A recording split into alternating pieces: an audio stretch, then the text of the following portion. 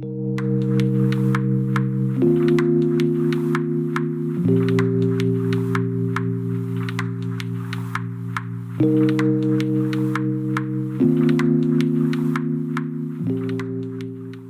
hello, everyone. Welcome to Mistresses Behind the Myth. This is our first episode, so I'm going to go ahead and wait for two of my co-hosts to go ahead and join the Videcast before we get started. And we're going to go ahead and introduce the idea behind Mistresses Behind the Myth. Oh, and there she is. Welcome. Welcome, Melissa. Hi. And we're going to take about 10 minutes to kind of introduce the series of Mistresses Behind the Myth, because this is the first episode, so we want to guide our listener a little bit behind the purpose of this segment. And starting from the second episode, we're going to go ahead to just go into the meat of the subject. Okay, so the idea behind Mistresses Behind the Myth is to kind of sing the songs of unsung heroes, and especially the forgotten women. And for those of you who are not familiar with myth, they are fictional fantasy stories that either carries a lesson or a message or a pre-scientific explanation to why something occurred. And these stories are usually connected to a certain country's or nation's culture. And specifically, Mistresses Behind the Myth focuses on the perspective of the women. We want to speak about these women who plays a significant role in shaping these cultures. So we're not only going to stop in one country, but we're going to be jumping around the world.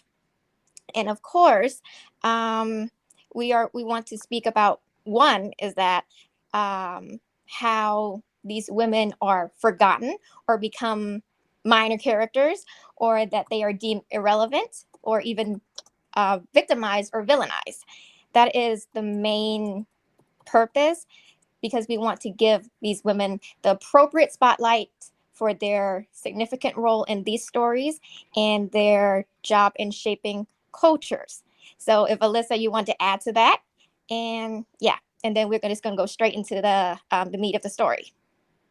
Yeah, definitely. I definitely want to say that there are indeed, among a lot of stories in ancient Greece, I often find that a lot of the stories are not very kind to the females they portray, and a lot of it, like even in pop culture, even without mythology, there's usually an understanding that a woman does something because she is blank. Usually, that blank is filled with mother.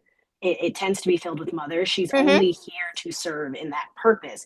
But what people don't realize is that if you go back through history, you go back through myths and things like that, there's a lot of women who they are so much more than that. They contribute so much more to the story. And I feel like it often takes a back seat. Definitely. Yeah, so basically what we really want to do is to kind of deculturalize. We're going to dissect everything down to the most grim and truthful version of it. Just kind of just go back throughout the actual time of westernization and sugarcoating and misconception. Basically things that basically we're telling the story in its barest and true form. Things that maybe like mainstream media wouldn't dare to cover or wouldn't want to cover, because it's either like it's going against the major ideology, which is Western idea, or that story has been so misconcepted that they don't even bother fixing it. So that is our goal, and that is what we do behind Mistresses Behind the Myth. And of course, also with the thing you said about Greek, we're not only going to speak about Greek, that's for sure. Like I said, we're going to be jumping around, but the idea today is telling a Greek story, and specifically, we're going to be telling the story of Persephone, the goddess of spring. So our the four main characters of the myth today are as follows. We have Zeus, who is the big kahuna. He is literally the king of the pantheon, king of all deities. Favorite character, as you'll find out later in this podcast, but we're not going to touch on that right now. Definitely. We have plenty of time later. Oh, yes, he is a mess. Yes. A train wreck. Absolute. We also have Demeter, and she is our grieving mother. Now, I do remember saying that, most women are put into these stories as mother, and that is kind of, it can be a little bit discouraging to see. But in this case, it is a very important part of our story. So Demeter is a grieving mother, and in most cases, she is very much ignored, but she's also the goddess of spring, and I'm pretty sure the harvest. So she deals with, of course, the seasons and everything. Agriculture. Pretty much agriculture, the seasons. She is literally the reason for the season. Then we have, of course, I'm going to save the best for last. So we're going to go straight to Hades. Hades is king of the underworld. And for all of you who are listening, who are not familiar with mythology, I know he gets a pretty bad rap, which we're also going to discuss, because he often gets put aside as a Satan epithet, and he is not. I promise you, he's better than most of the characters we have in Greek mythology, and we will definitely touch on that later. And then last but not least, our main woman, our queen, Persephone, the queen of the dead. She is a mystery, to say the least. We're going to go a little bit into her history towards the end. Definitely. But she is the daughter of Demeter, and she is the main focus for this. She is definitely the main focus for this. And while we break her down, we're going to break her down into 3 columns, which are going to be used. We're going to break her down into 3 categories that we're kind of going to use during. We're going to talk about Persephone the Victim, and how basically Zeus is at fault. And then we're going to talk. Yes, sorry, that is leave it out. Yes, that is our big topic. Zeus is the main person we're going to blame. Everything is Zeus' fault.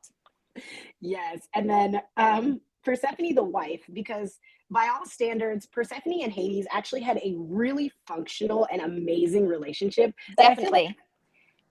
Especially in ancient Greece, especially where women weren't considered, they weren't even considered people. It was horrible.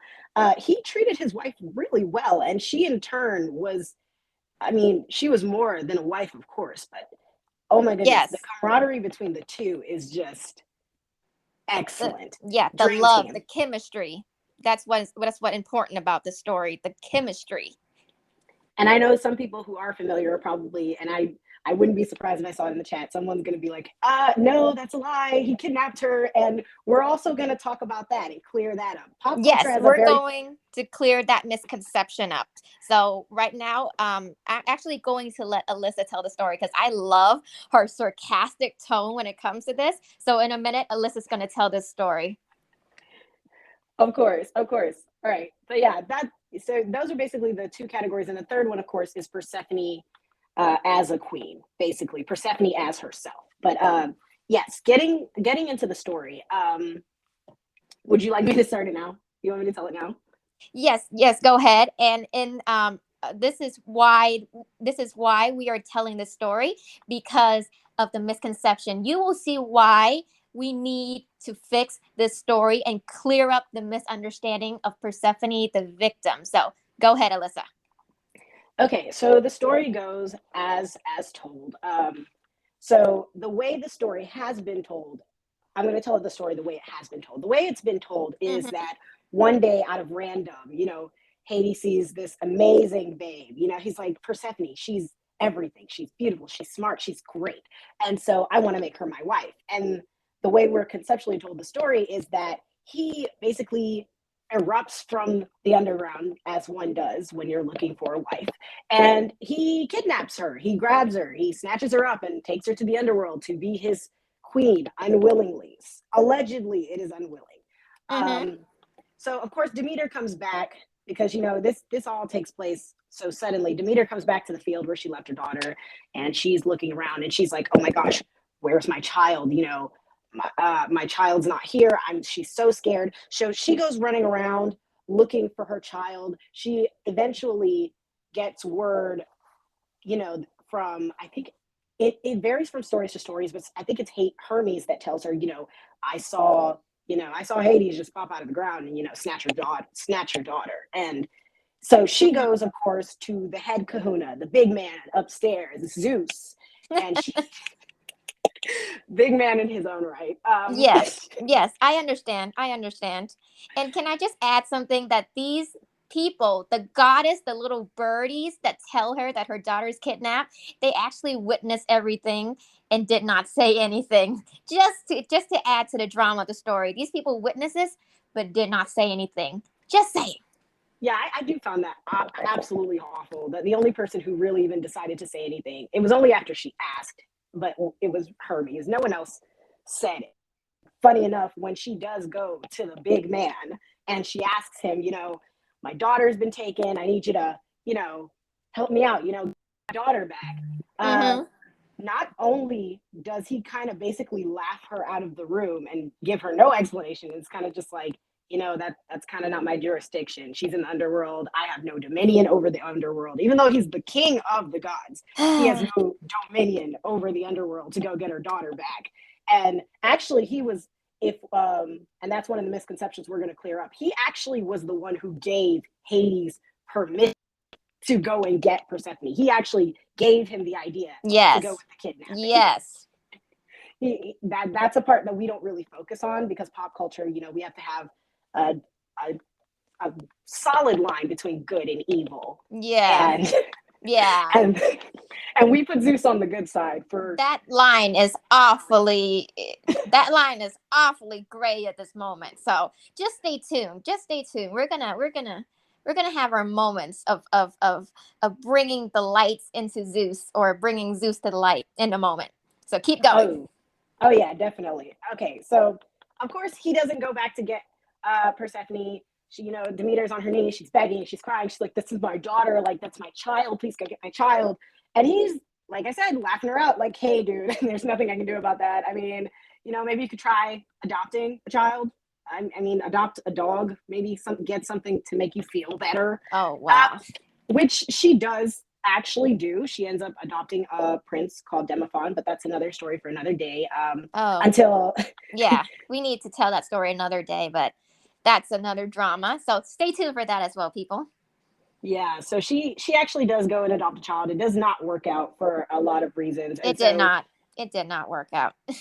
in her grief, we're told that she pretty much cancels life on Earth by saying nothing is going to grow. It's going to be a bitter winter, and that's supposedly how we get Oof. winter, because before then winter has never been seen.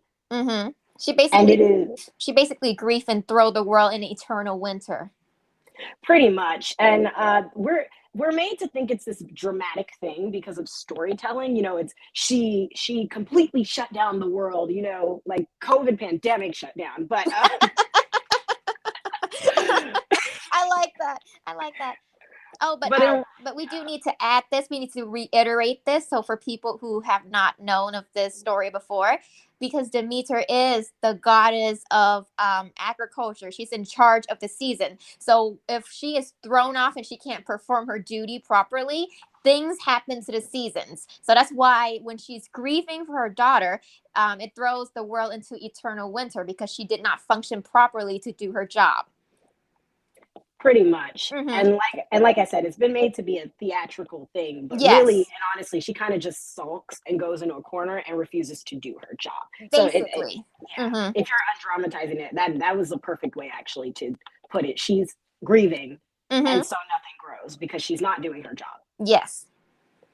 So of course, Zeus starts to see all of this, and keep in mind this goes on for a while. He's been watching all of this go on for a while now, and he's like, people dying in mass numbers is kind of not a good thing for my worship counter. Kind of need people alive to worship me and whatnot. Yes. To tell me how big of a man I am, but it's so he sees this as a problem, obviously, and there's probably a bunch of prayers in his prayer box telling him, do something about this, and he's just tired of hearing the nonsense. So he, of course, decides, okay, he sends Hermes down because why not? And he says, Hermes, you know what? I need you to go get Persephone from the underworld. Kind of not good to have all these people dying. And Hermes is like, of course, whatever you say. Let me go do that. So he heads down to the underworld, knocks on Hades and Persephone's door, and somebody would think something horrific is going on because she's just been air quotes, kidnapped, but actually what's actually happening here, and if you're reading, I think a good place to search for that probably would be Homer's hymn to Demeter. That's where the story takes place. Yes. Uh, Mm-hmm. when Hermes comes in, they're kind of just in, it's a little bit gerbled together, but the best way to put it is they're kind of just chilling. You know, they're having a good time. They're hanging out together as husband and wife. Yes. There is nothing being forced on her. They're just kind of chilling. And so he kind of tells her, you know, you've got to come back. You know, your mom is literally grieving, and, you know, it's kind of not good for the earth. Everyone's dying, and Zeus Yeah. has a problem with it. So Yeah, there's a big problem with it now that everyone's dying. yeah, so it's like in mass numbers. So she's just like, she's actually a little bit disappointed. And a lot of stories for story time, they try to, and especially if you've read like the webtoons, they make it seem like she's been like a caged bird. She's never been out anywhere, which, Yeah, uh, very overly sarcastic for sure. yeah, definitely. Like she's overly protected, which is not a Mm-hmm. lie. That's not a Mm-hmm. lie. Mm-hmm. But there's reason to believe in the original story, if you're actually reading the hymn, it actually says that she was actually feeling really bad about she actually was feeling really bad about leaving the underworld. She actually wants to stay in the underworld with Hades. And, you know, he kind of just tells her, you know, Zeus is kind of calling for you. People are dying.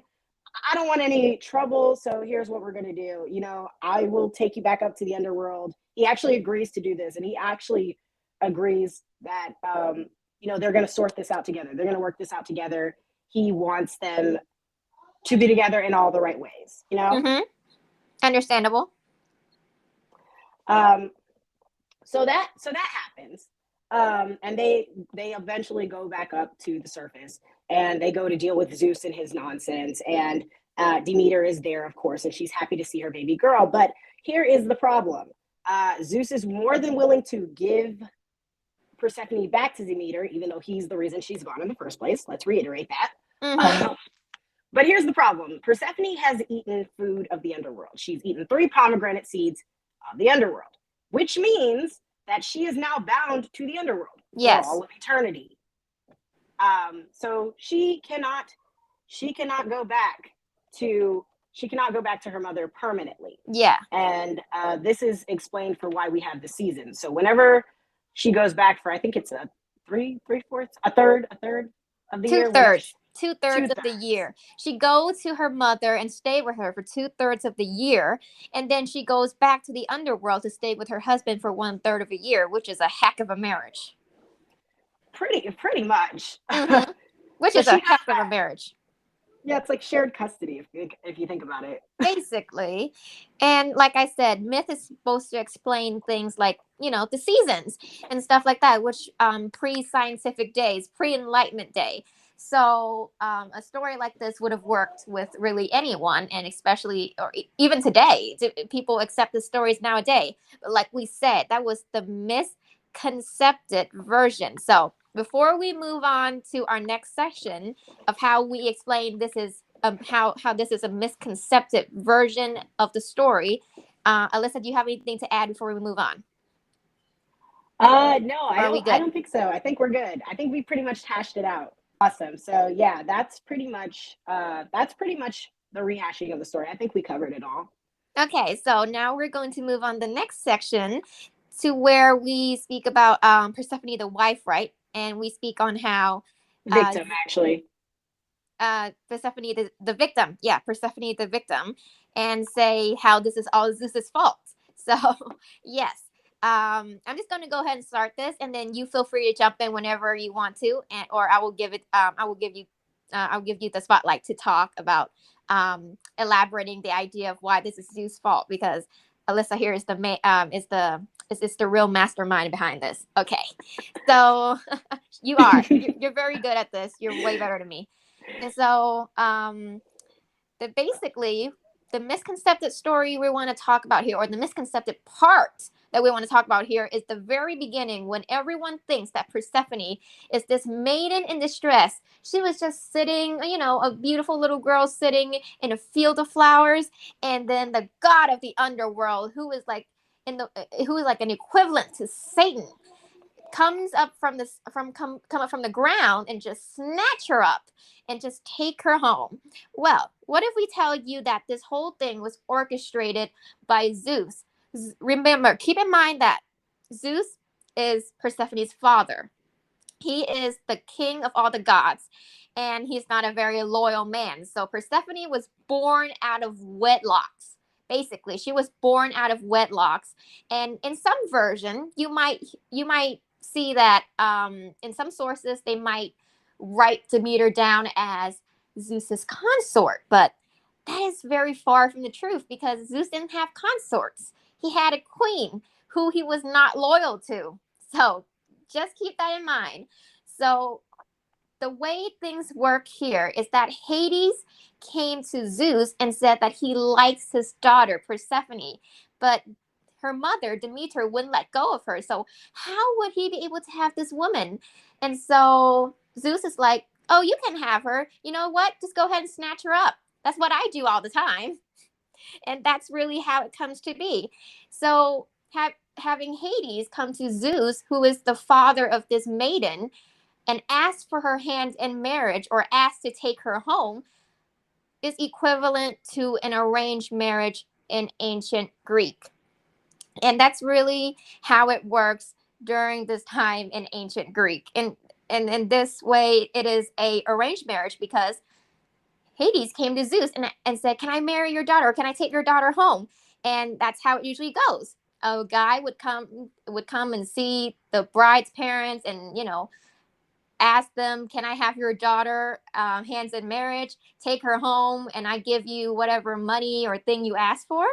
And then Because that's Greece it. is a very strong patriarchy. Sorry, just had to throw that in. Greece is Yeah, very, strong patriarchy, unless you were living in very. Sparta. But Yeah, very. And usually, of course, it has to go through the father because the father is the man in the family, and that's how arranged marriage worked in the Greek society. And I mean, depending on whether you live in Athens or Sparta or even Macedonia, the tradition and maybe the ceremonial process changes a little bit, but that's basically how arranged marriage work, and it probably still works like that in today's world.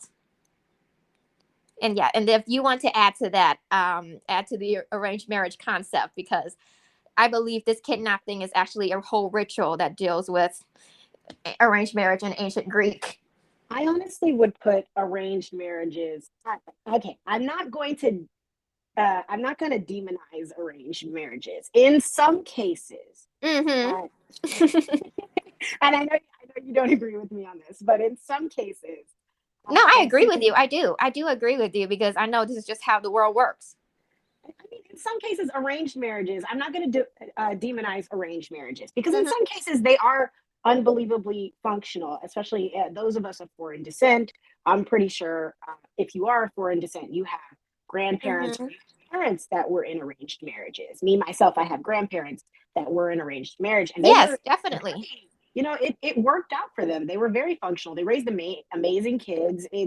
It's not as horrible as people think. Where it gets horrible is when you are, I would say, when you have such a strong patriarchal society along with arranged marriages that is basically treating a female as if she is a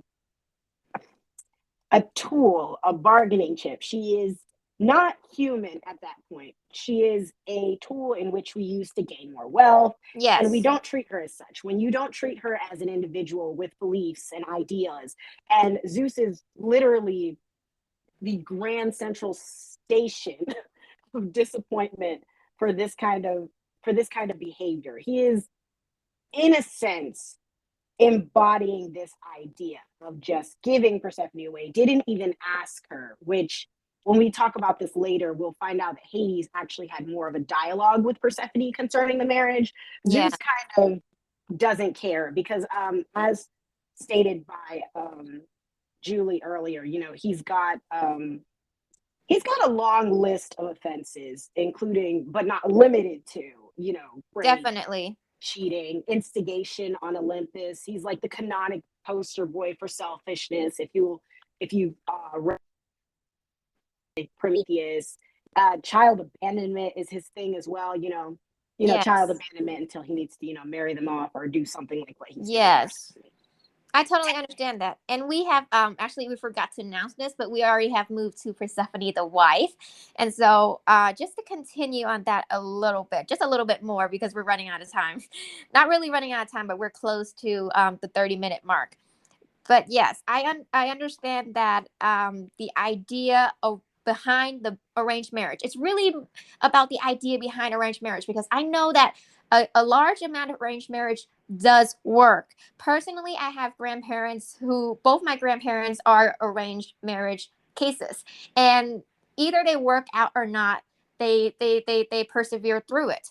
But here's the thing: the idea behind. I'm sorry to get kind of philosophical here, is that the idea behind a marriage is already in itself, in a way, it has something to do with gaining benefits.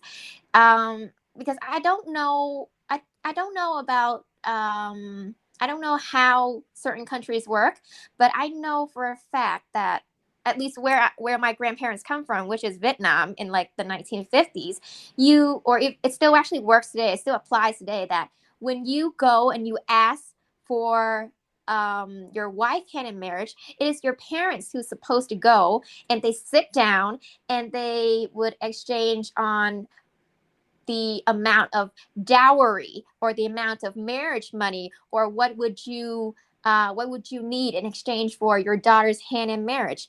And I think the idea behind marriage was shaped a long time ago to have some kind of benefits in exchange.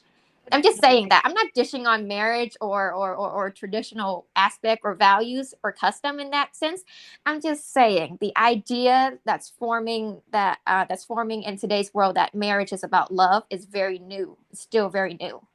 Yeah, my dad and my parents are from Nigeria.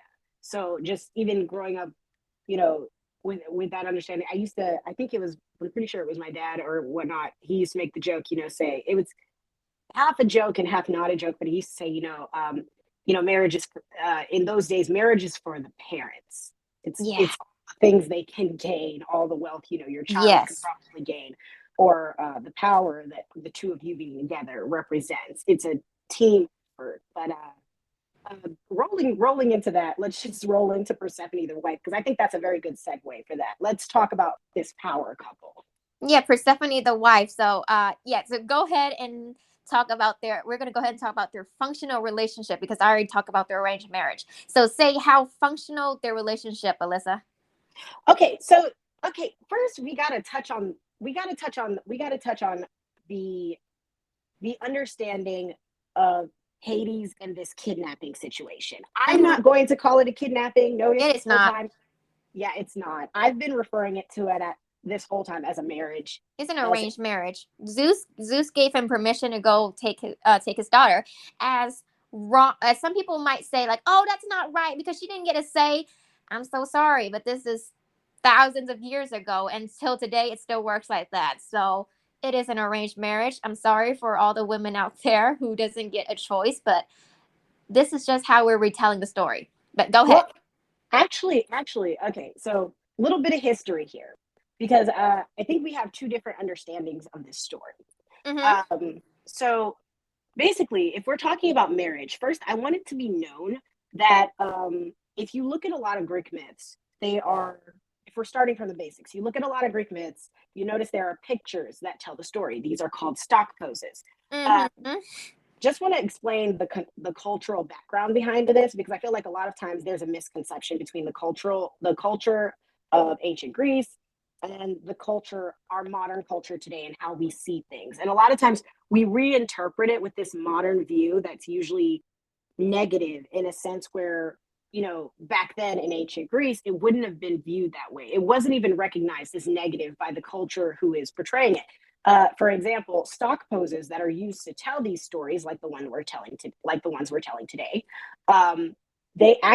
there was actually not very much difference, and you can actually look this up between the action of kidnapping and the action of marriage. The stock poses for the two are pretty much the same.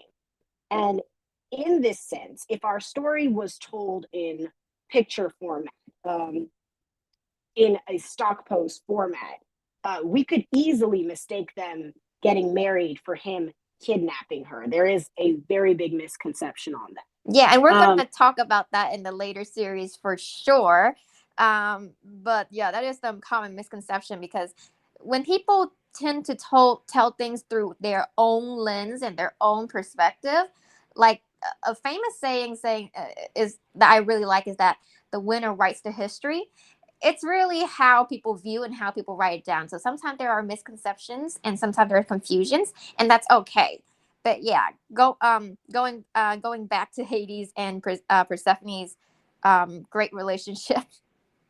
Oh yeah, I'm also just mentioning that, uh, like I said, adding just a bit of cultural history, and I'm I remember this part of the history, and it actually made me view Mm-hmm. Hades and Persephone in a new light, because I actually watched a video where someone mentioned that. Yeah, Uh, definitely. yeah, I saw where the kidnapping and marriage was kind of they were canonically almost the same when drawn, and I kind of wanted to know why, and so I went back, and there was a culture that I read about where, and it was part of Grecian culture. I definitely want to double check this, but I was told that kidnapping actually at one point was a part of the cultural part of marriage. So it was kind of this idea. It was actually part of the ritual, much like you have rituals where gifts are exchanged among the families, which is also common in a lot of different cultures. There was one where supposedly the man was tasked with, the word is kidnapping, and it has a very negative connotation now, but he was tasked with retrieving his wife, and of course the wife knew about it. She's not kept in the dark. She knows this is supposed to happen, and it was sort of a show of strength and cunning for him to go and be able to take the wife from the home. It was almost like it was a game, unfortunately, because a lot of our records have been lost and things weren't really Yeah. before linear B. We're not there. That part of history is a little bit iffy, but from what I know, it was actually considered really horrible if you weren't successful in kidnapping your wife. It's not a kidnapping, but if you couldn't complete that ritual, you were kind of seen as less of a man for it. It's a Which whole process. It's a whole process. Like I said, these ritual might sound weird and misconcepted nowadays, but like I said, this is thousands of years ago, and for the record, our perspective has changed a lot um, in this new world. So some of the things might seem very negative, but in that time, it makes sense. And I mean, compared to today, it still makes sense to me. But we just need to clear some of that up. and by all accounts, like I said, even with, and so I'm hoping that kind of gives everyone a better view of Hades and Persephone's relationship as, oh, this person was not unwilling, because like I said, when Hermes found them, they were actually very much enjoying themselves. Before she leaves, Hades gets pretty choked up about the whole situation. Mm-hmm. He literally promises to be a good husband to her. He promises that she's going to be queen of all, and by all standards, he actually is the best husband for her. Since actually, although we say that Zeus is, king of all the deities, when Yes. he dies, because even Mount Olympus deities can die. That's kind of what happened to Kronos and everybody else. And if you don't understand that, try reading the Theogony. It'll give you a glimpse into what we're talking about. It kind of tells you how the world started. But Understandable. yeah, so um, just saying, if we're thinking about that, he's promising her all these things. He's promising her. I'm sorry, I got a little bit off topic, but yeah, at the end of the day, everyone becomes his subject. So he actually, Hades, as a king of the dead, is ruler overall. So Yes, he he's a pretty good husband for that. And yes, he is um, a pretty powerful god. Keep in mind, and we're going to talk more about this when we move on to the last section where we talk about Persephone, the literal queen, the badass, because her counterpart is Hera, who is the queen of all the gods, and Persephone is the queen of the underworld. That means her husband is the king of the underworld. And when we say that he is a very powerful man, he is a very powerful man, because everyone eventually will die and they will eventually go to the underworld. So he eventually is the king of majority of this world, more than 2/3 of it for sure. So pretty yeah, much. We can talk more about that in the other section, but Definitely. So, just because we're strapped for time, I'd just like to say, just quick points on their marriage. mhm. Hades is a very good listener, and several different myths, there are people who end up, of course, unwillingly in the underworld, or just they don't really want to be there. And a lot of the times, when they plead, they are pleading with Hades, and most of the time, the judgment, Hades throws the judgment to his wife, Mm. or they will plead with Persephone, and it pretty much goes whatever she says goes. He is very much of one mind, and usually, if you are facing Hades in the underworld, Persephone is not. She is neither behind nor in front of him. She is right beside him, and vice versa. He is right beside her whenever there is a decision to be made in the underworld. And this is very noticeable throughout most stories. You'll notice it, and they're very protective of one another. There have been several times where the only two people that Hades has ever messed up. I'd just like to clarify that the two people he has ever messed up literally have tried to come and take his wife, and he was not a happy camper about it. And Oh no. Persephone had no issues about it. She was like, "Yeah, that's my husband. You kind of disrespected him," and vice versa. People have done the same to him. He's stepped up for her and said, "That's my wife. You disrespected her." So they Oof. are just they're a lot better than people think they are. But just A because we're lot of strapped for history. time. Yeah, a lot of history there. Hopefully, one day we actually get to tell the love story between Hades and Persephone for like an entire episode. But yeah, today we're scrapping for time, so we're just gonna go ahead to move to Persephone, the literal queen. Persephone, our queen. This is Oh my my favorite gosh. section. This is my favorite section. Okay, so we're gonna rattle these off. So as a wife, she is ruler of goddesses. Um, and at the end of the day, like I said, everyone dies, so everyone is her subject. But she, as a Yes. person, is just amazing. And let's also remember that, like, splitting her off from her husband, her as an individual, right? If we compare Mm-hmm. her to another goddess such as Hera, and we'll talk more. Like I said, we have plenty of podcasts to talk about that. But if we compare Yes. her to Hera, Hera is queen of Olympus by standards that she is literally Zeus's queen. There's She's always supposed Zeus. to be the most powerful woman. She's supposed to be the most powerful goddess. Let's put it But if that you, way. She's yeah, supposed. but if you notice, they never really give her any actual powers. They say, she's powerful. She's the and by all accounts, she's the goddess of fertility and marriage, which uh, marriage. Zeus, that doesn't work out quite as you plan. So aside from the two things that she's supposed to do that she actively cannot do, couldn't can't do because of Zeus and the issues that go on with him, she is pretty much attached to his name. Whereas Persephone has got a lot more history about her. She, as a person herself, can stand alone even without her amazing husband. Definitely. Uh, let's So Persephone actually, if you would believe it or not, she predates Hades. So most of the let me shed some light on that. Most of the worshipers that deities in Greece had started out as cults. That's what they were canonically called. They were Yeah, called cults. worshiping cults where they worship, where each cult only worship one particular god, and usually they started very very early in history. Oh yes, and during this time before Mycenaean Greece, there's a good amount of time between, I think it's Mycenaean Greece or Linear B, that we've kind of lost a little bit, but we've got a pretty okay understanding of them. And from what we understand, uh, the title of King of the Gods was originally given to Poseidon, so Zeus didn't exist. And before that, there were they called them I think they called them the Despoina. Do they call them Despoina? There were two basically mistresses, and one of Yes, them, they yeah, did call it Despoina, or the woman who they can't speak the name of.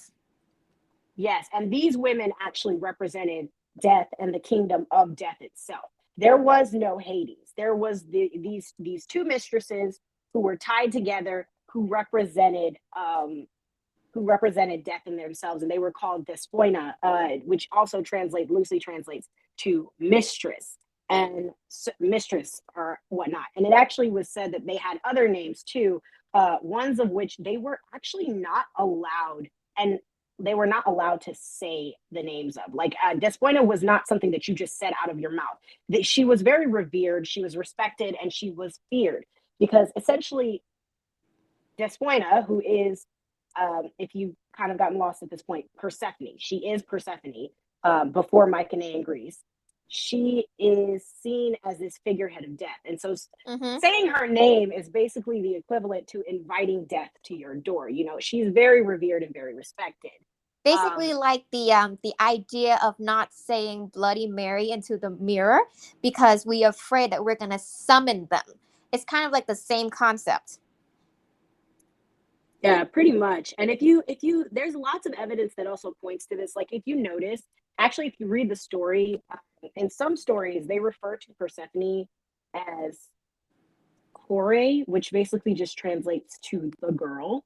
And this is, like I said, Greece was pretty patriarchal. So as we're moving into that part of Greece around Mycenaean times, you know, she's given a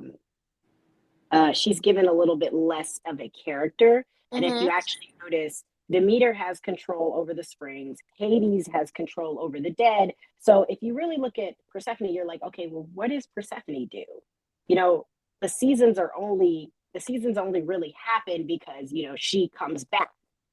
And of course, Queen of the Dead because she married Hades. But predating Mycenaean Greece, there was no Hades.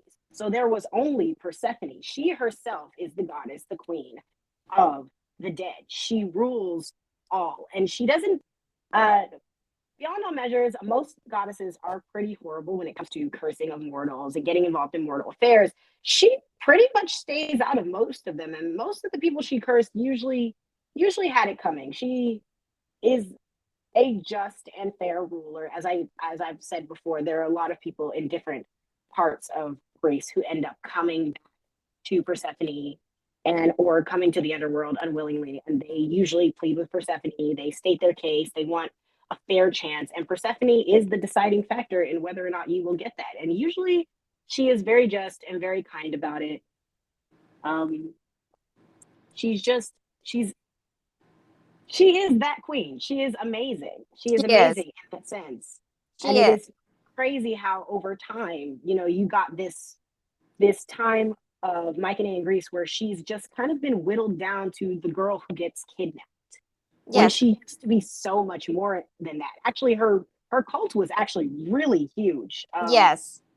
before then. Yes, understandable because like I said, over the time, especially when things starting to be written down, that's when Hades start appearing and when stuff get changed because myth traditionally, if you have studied myth for some time, you know that they are supposed to be story that are told by mouth, and then when things start getting written down, people start changing them. And I guess the same thing happened with Hades. They invented Hades. They villainized him because he's supposed to be the god of the underworld. Well, it's And also a product of Christianization. yeah, part of the westernization that start coming in. And it's such a shame that we don't have more time to talk about this because it is a quite a nice topic to talk about. It's a really big topic now that mainstream media would not cover. And even if they do, it's a really horrible job. It, Sorry.